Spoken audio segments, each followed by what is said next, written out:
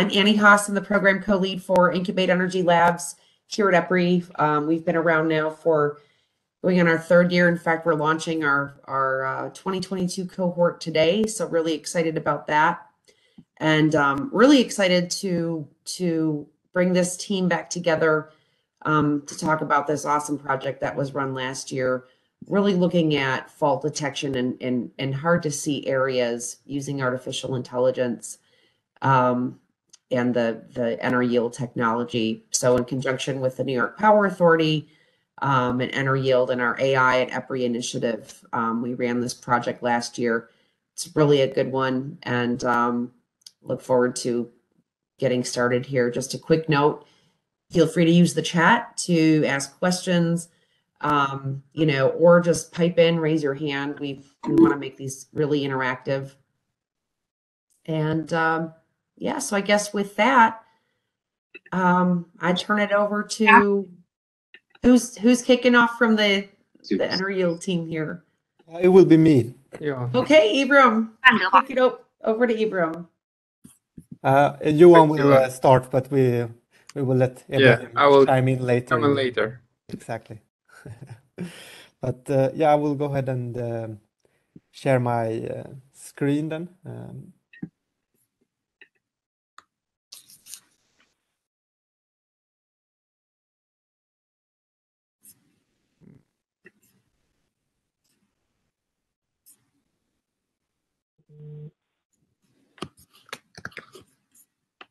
All right.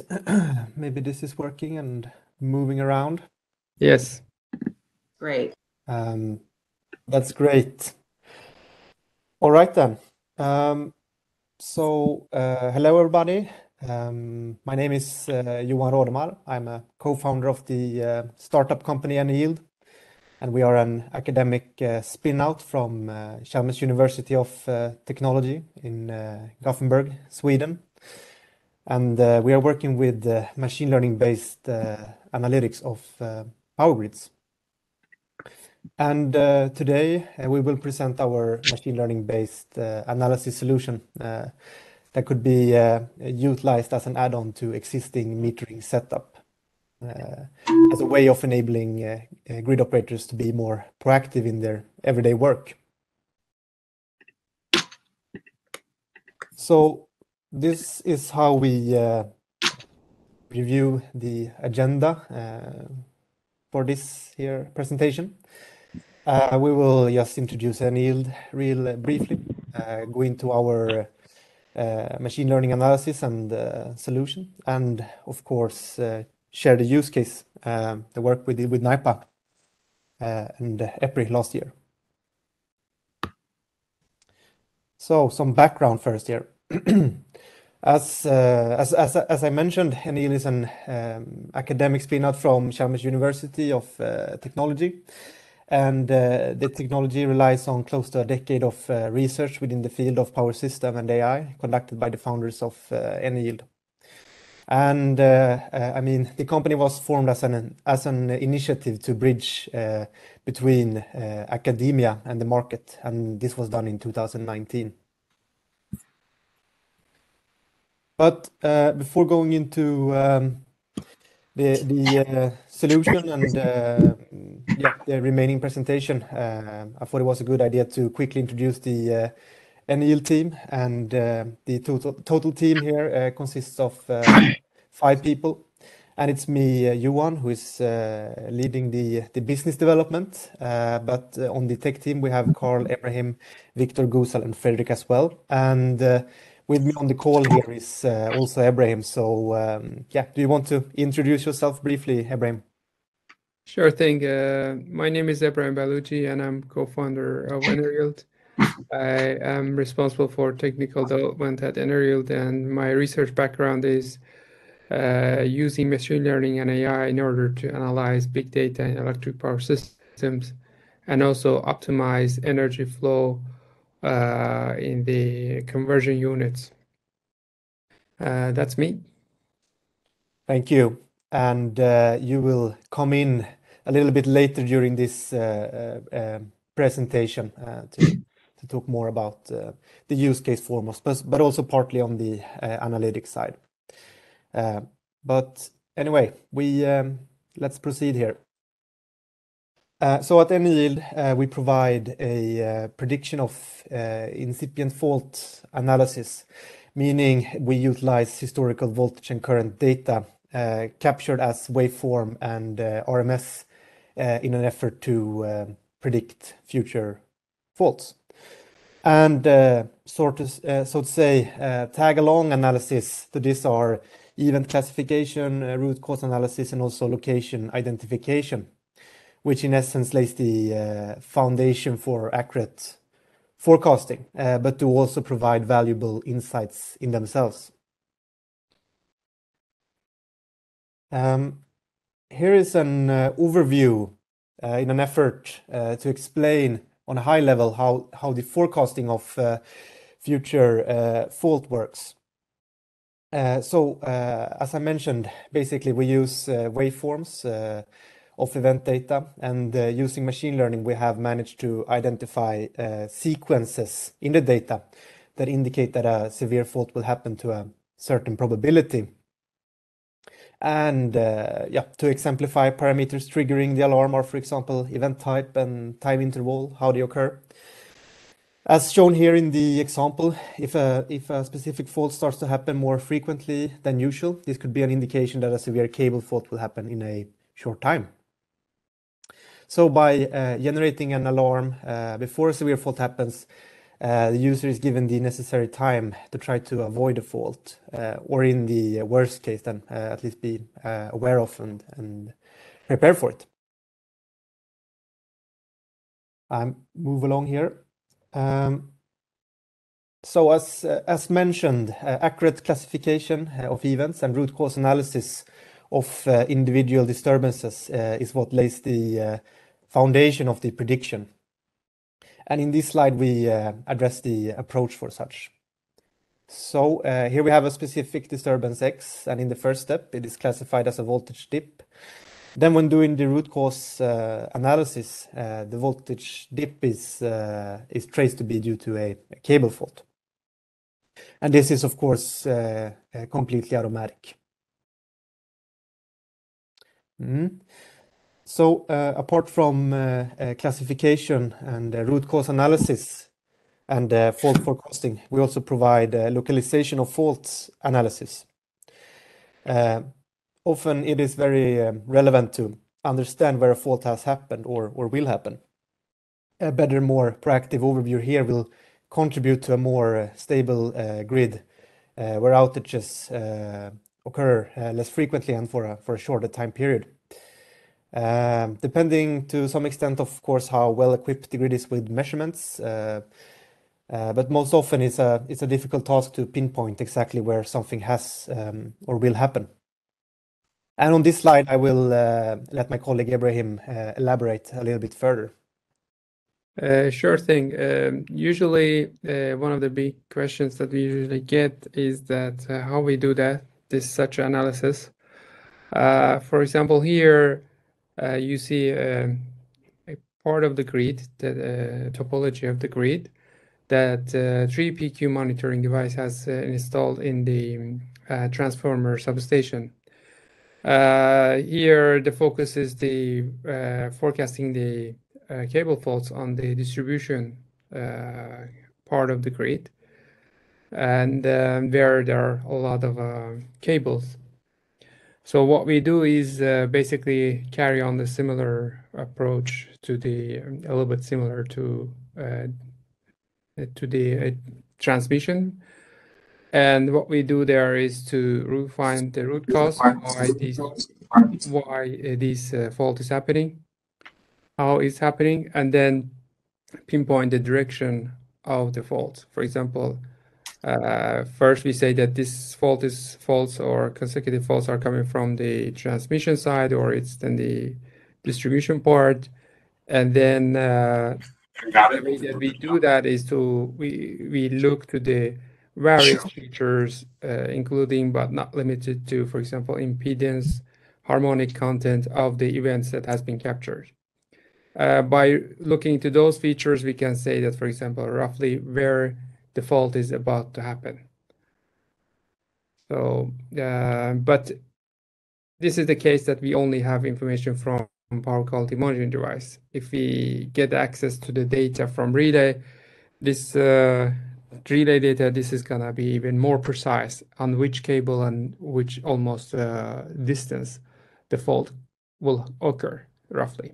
This is the prediction. All right. Thank you.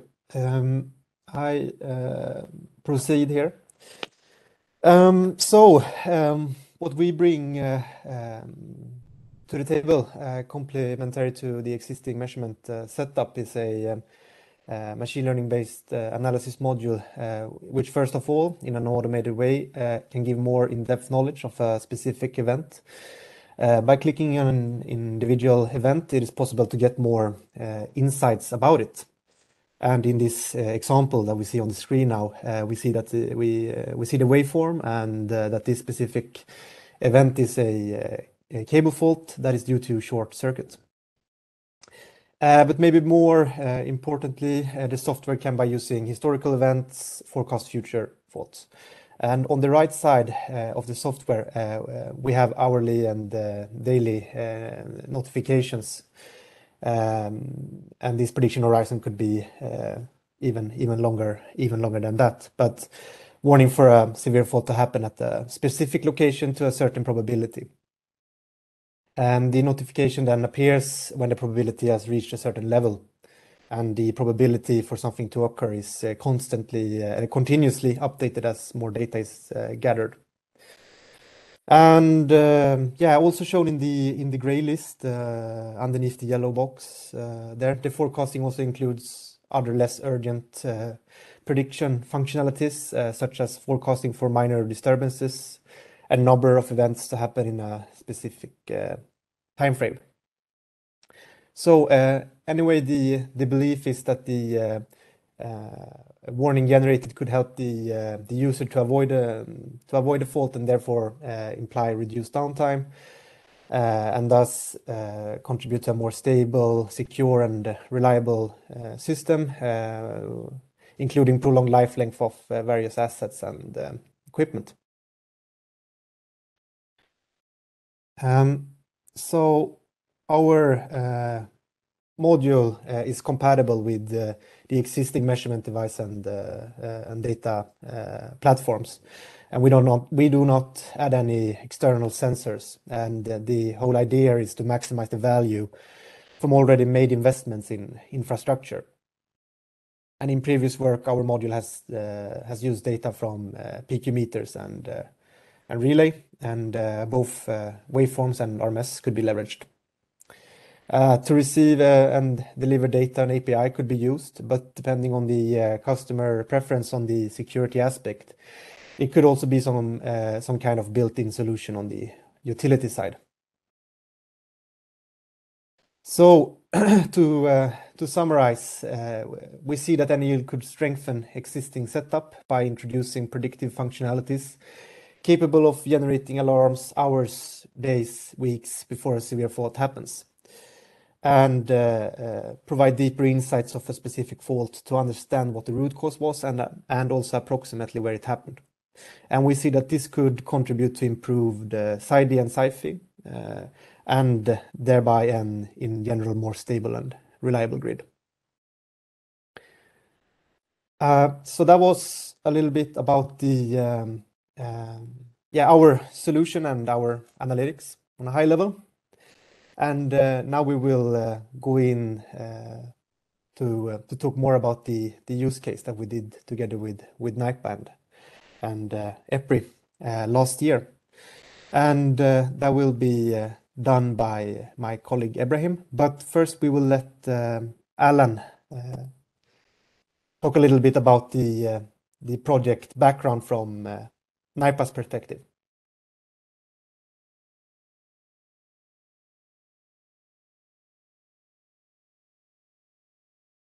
Are you with us, Alan? I'm sorry, I was on mute. Good morning, everybody. I'm Alan Etlinger. I'm the head of R&D for the New York Power Authority. The Power Authority owns and operates around 25% of the generation within New York State, and we also own and operate all of the major high power transmission lines within New York State.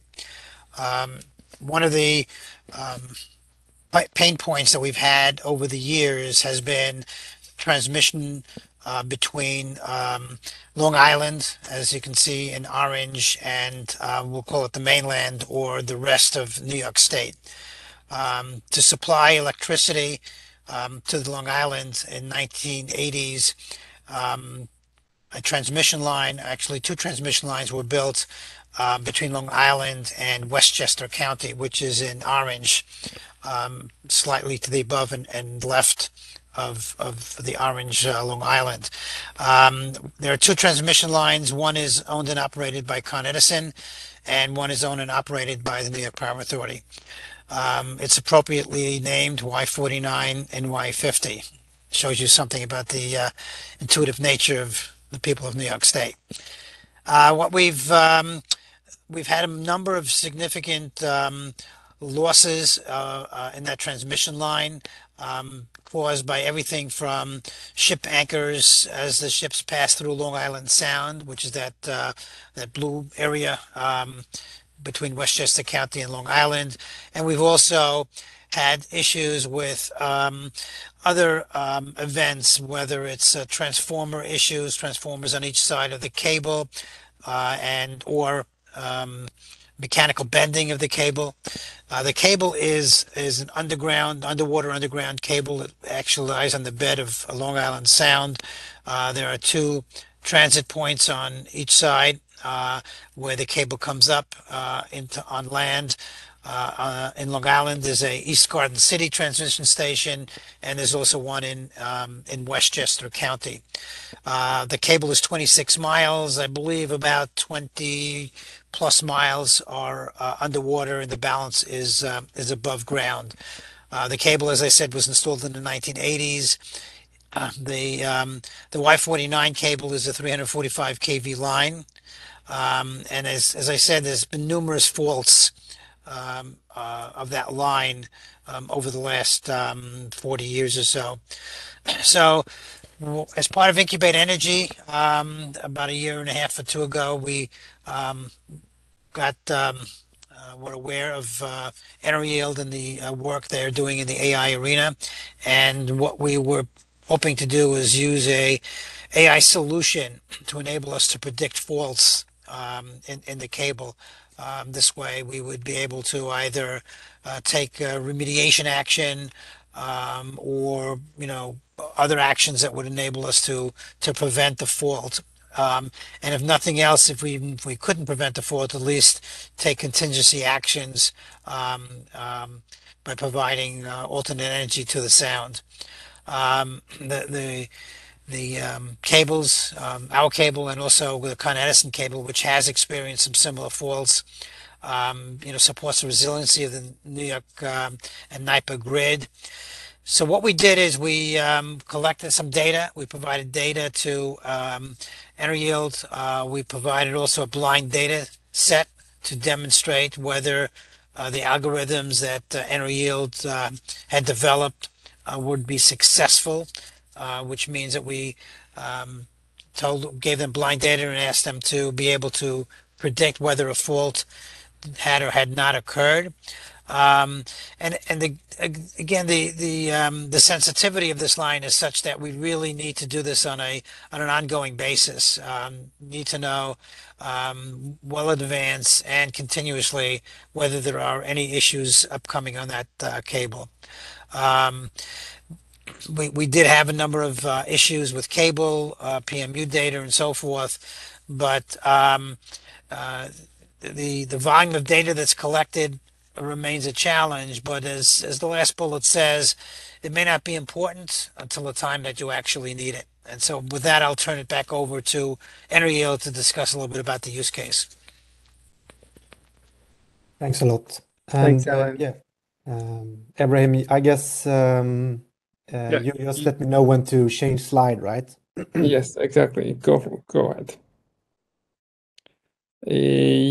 As Alan mentioned, the purpose was to use AI and machine learning techniques in order to identify the possibility of occurrence of any incipient fault in the future. To do this, we got the data from PQ and relays at the same time, and their format was Comtrade. And they were recording the data from, for example, relays are recording data from the cable itself, Y49, but the PQ data was covering also the other lines that are connected to the transformer station. Can we go to next? So we got two data sets. The first one was used for training, and the second one was blind data, as Alan mentioned, was for testing. I see also two questions from the chat regarding the sampling rate of the data that we got. The sampling rate was 4,800 hertz, and in total we had 87 recording for the training. So what we did is to do classification first, high level, and then root cause identification, and define these events that are happening based on the type and the reasons that is behind them. And some of them, for example, because of the saturation in the transformer, some of them, they were very minor cable faults. Some of them, they were minor cable faults that are traveling from the other lines to this cable. So we managed to identify all of these separate data and build a correlation among them. In the test dataset, we carried on the similar approach. We classified them, and we did the prediction based on them. If we go to the next slide, as I mentioned, the root cause and direction analysis or location analysis on each event has carried on. Based on that, we find that some data or some events is relevant for forecasting, and some of them, they are not relevant for the forecasting of the incipient fault in this cable. And in the training training phase, which we'll see in the next slide, the data contained 3 major faults and the other minor faults that has been recorded by the PQ meter. So what we did there is that to analyze these data and try to predict the existing faults that we can see. And we managed to successfully predict 4 faults, that 3 of them were relevant to this cable and 1 of them was not relevant to this cable. And we managed to do this successfully and identify that, for example, this fault that is about to happen is not relevant to this cable. And if we go to the next slide, we did this root cause analysis and direction analysis based on observing the various number of features from the recorded events. While we are doing the pre-processing, I see another question about that if we are using RMS or other features. We are using various number of features. One of them is RMS. We are calculating the harmonic content. We are calculating the impedance, power flow direction. And at the same time, we are using raw data from itself as well. We aggregate all of this information together and give them to our AI-based analysis in order to do first direction or locationing analysis, root cause, and then finally the prediction. If we go to the next, in the blind data sets, which the occurrence of the events or minor cable faults can be seen in the figure according to the timeline, our algorithm managed to pick some data that has a correlation and they might need to incipient fault or major fault. And our algorithm managed to say that within 14 till 30 days, there's going to be possibly a major fault happening in the cable. And when we asked Alan and the team, they confirmed that there is such a case. So this was the basically the use case that we developed together with through the project with NIPA and EPRI. And to sum it up, to the next slide. Yes, these are the key takeaways. You want to continue? Sure. Thank you for presenting the use case there. And I will just sum up this presentation here by go through some key takeaways that we achieved or experienced during the project. So after the project, now we see that we can identify what type of event it is, anomaly, and the cause of such. We can pinpoint sequences of anomalies that can lead to a cable fault. We can distinguish between incipient cable faults that will occur in another cable, and we can predict when the next fault is going to happen. So taking this work going forward, it's still relevant to work on fine-tuning the algorithms to create more robust predictions. We see that adding more data can increase the accuracy and also enable potentially a longer prediction horizon. And yeah, we see that we can transform this algorithm into a functioning software by create a data flow pipeline and yeah, set up the relevant implementation and so on. So I think that was our presentation. Now we're happy to answer any questions or continue the discussion.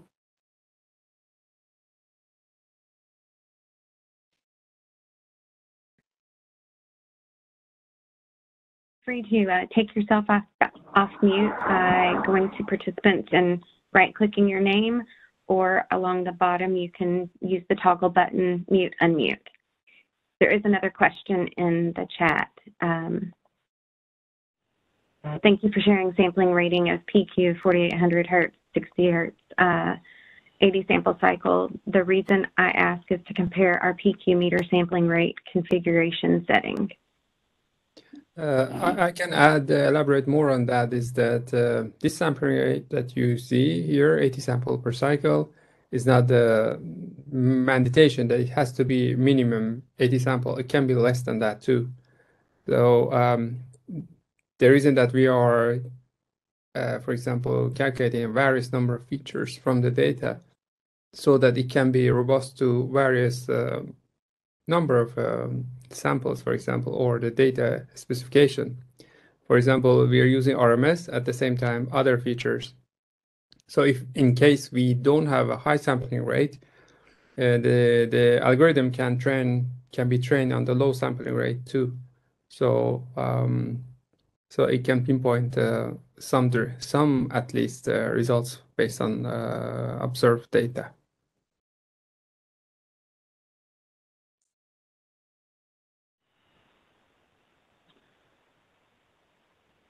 Hi, this is Bill. I actually had 3 questions, all related. Of the volume of different data sets that you had, how important was the power quality data? My program's the power quality research program, so that's why I'm focusing on that. How important was the power quality data sets that you received to the overall results? Was it, fundamental? Was it the main driver? Was it, half of the information that was important for developing your models? Was it all important or just partially? So that's the first question. Second question was, we had discussed in the project about alternative data sources like DFI data. I'm curious if you eventually had access to that and incorporated it. And then my third question was, if you were to be able to add a new data set in the development of your algorithm, what would be that ideal data set? Would it be power quality data? Would it be more DFI data? What kind of data would you like to have in the future if you wanted to revise your algorithm? Thank you, and they are very important questions, actually. When it comes to comparing the data from relay side or power quality monitoring, the benefit from power quality monitoring is that you can see what is happening around you too, not just observing the one cable. That, for example, is helpful to make the prediction more conservative. Like if you are doing the prediction, if this prediction relevant to this cable or not, it's helpful in those cases.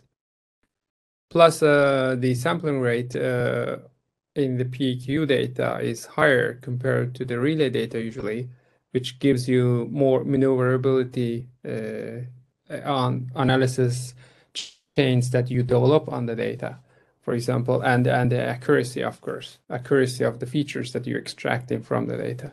That is the benefit from power quality monitoring data. But on the other hand, aggregation of this power quality monitoring data with the relay is the best case scenario, I would say. But here we had the one benefit here, which power quality monitoring was monitoring directly the cable, high voltage cable, which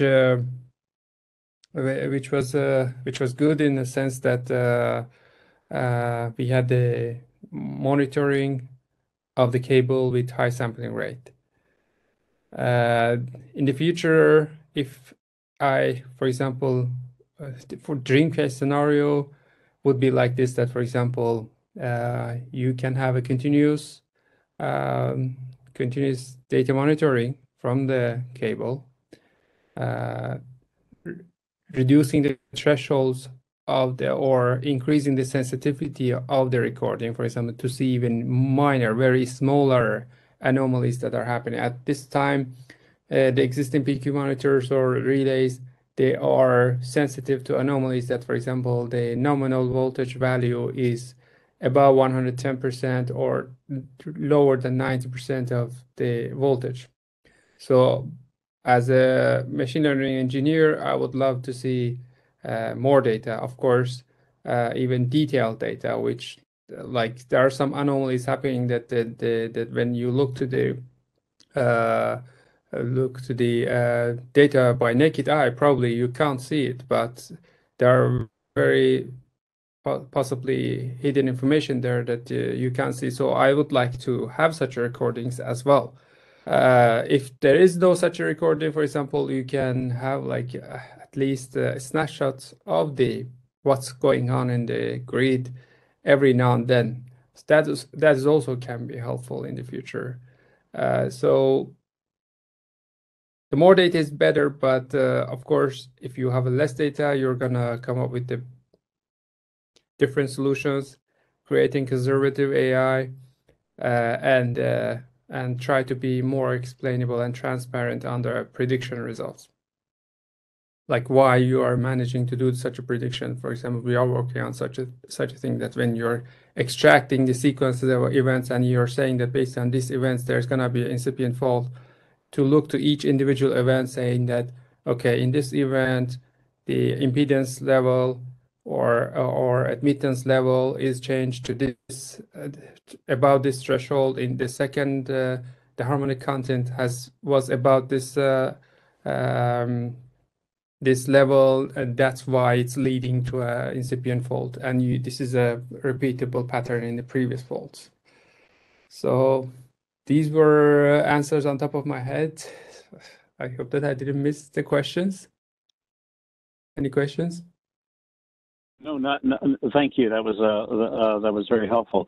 And I think you've touched on something that well, just because we have to use eyeballs looking at data without the kinds of tools that you're creating, we of course look for the extraordinary. We look for large excursions, we look for events, and we record information relative to those. The power of AI and machine learning is that we actually want all of the boring, ordinary data as well, because because your capabilities could see minor changes that might presage major events.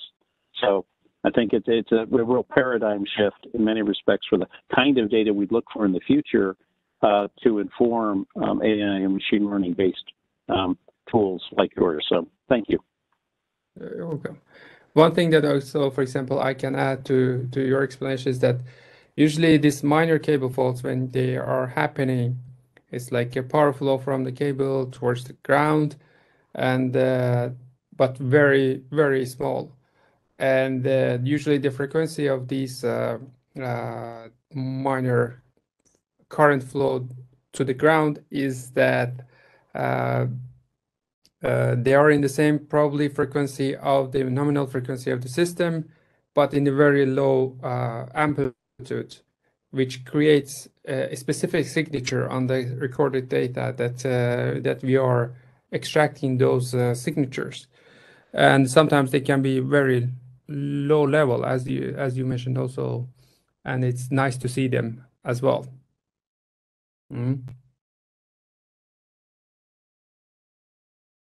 Follow-up. This is Sam Ortega from SRP. I'm curious if you use RMS data as your training, and then you use the power quality data as another training to discover the pattern of incipient fault. So is your algorithm able to pinpoint which one is the driver that predicts accurately the incipient fault? Is it the RMS training value, or is it the power quality training value? RMS and power quality data, of course, has the highest importance, and it's not necessarily to have a high sampling rate there. Lower sampling rate is enough. For example, 16.8 even per cycle is enough. But for the case of redundancy, or I'd say for the case that we don't have a data from the PQ monitoring devices or relay, we observe that relying on let me put it in this way. It is like this, that you have a car, EV, that trying to make autonomous drive, and you're getting data from different sensors. And you have a radar, you have a camera. Of course, all of them together is going to give you a precise autonomous driving. But sometimes radar can malfunction, or camera can be dirty, and so when you are training your algorithm, you need to train your neurons in a way that in the case one of them you don't have, you can do for example, continue driving relying on one sensor too. Of course, the accuracy is going to go low, but you're going to continue what you want to do. Here for example, in the beginning of the prediction or using the data, we try to come up with this type of solutions that if you have a RMS data only, you're going to be able to do prediction at some point. But if you have a power quality monitoring device, like having every aspect of what is happening in the system or the event, you can see the harmonics and other things, then you're going to do a more accurate prediction. So this is I don't know if I answered the way that you wanted or not. No, I just want to get your viewpoint on how your machine learning algorithm able to use the training data from low level sampling from relay versus if we ingest higher sampling rate from digital fault recorder or DFR or power quality. How is your algorithm ingesting all those data and able to repeat the prediction consistently or accurately next time, knowing which are the dominant or the principal data that drives the prediction. So that's my my point is, if we want to duplicate or try to work with you on how we can use the training data to predict incipient fault, so we need to understand some details like what you're saying. Thanks for your insight.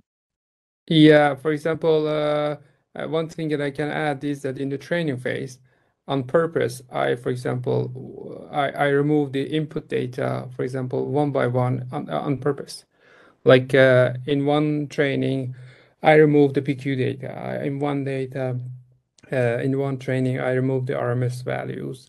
In one, I remove some other features and train and retrain until the AI algorithm that we develop manage to do the prediction on each of these extracted features individually and also on the aggregation of them all together.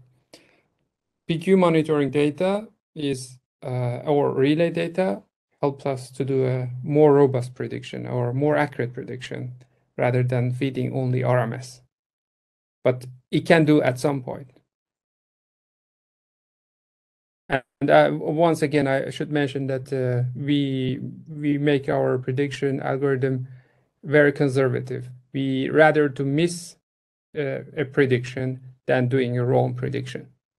That's our main purpose here as well, I must add.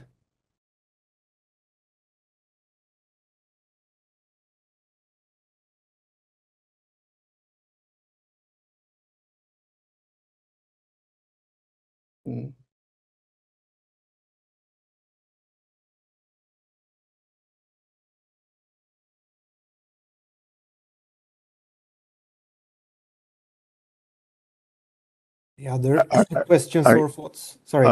One last question. Are you able to share how do you deal with the zero, let's say, PMU or relay or DFR or power quality? They have, from time to time, the signal drops to zero.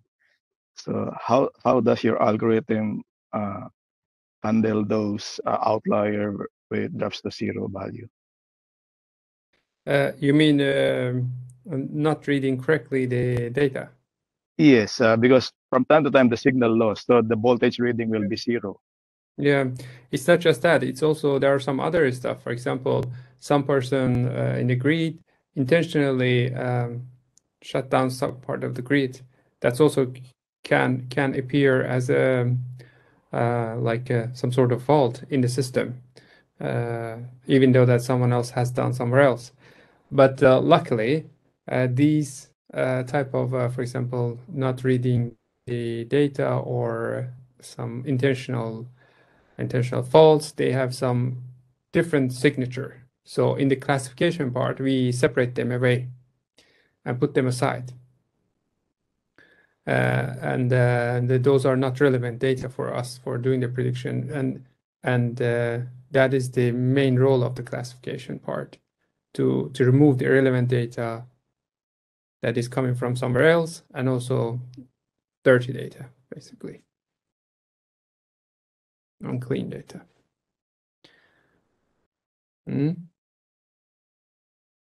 Thank you.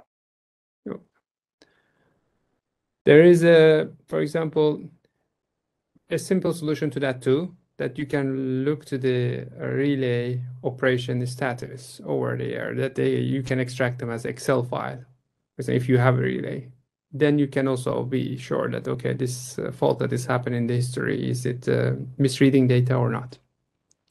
So, but if you don't have access, that's what we do the classification.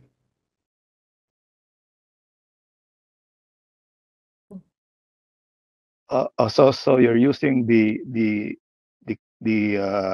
status indication from the relay as your labeling input to